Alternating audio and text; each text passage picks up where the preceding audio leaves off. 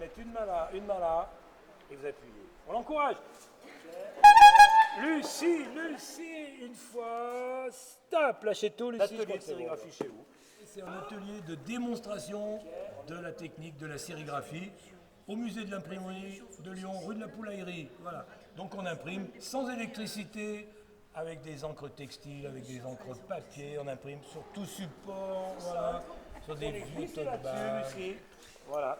Tirez délicatement. Attention, l'encre est fraîche. Voilà, c'est merveilleux. Je vous l'offre. Pierre, t'es très généreux, oui.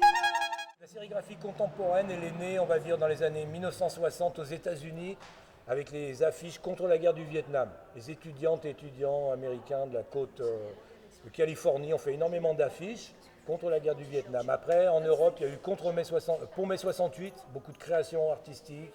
Et après, c'est parti comme ça. Sinon, l'origine de la sérigraphie sont les Chinois qui ont inventé ça pour imprimer sur des sacs. Alors moi, je suis sérigraphe depuis mes 16 ans en fait. J'ai commencé comme apprenti en sérigraphie et après je me suis mis à faire de la politique avec le comité populaire de la Croix-Rouge.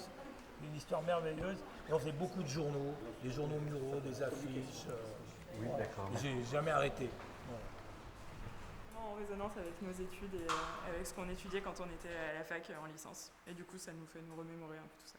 C'est-à-dire On a fait une licence d'information et de communication, donc du coup, évidemment, l'histoire de la presse et l'histoire de l'écrit, c'est des choses qui nous intéresse vachement de voir la base et de se dire que ça peut être multiplié par milliers. Je trouve ça assez fascinant.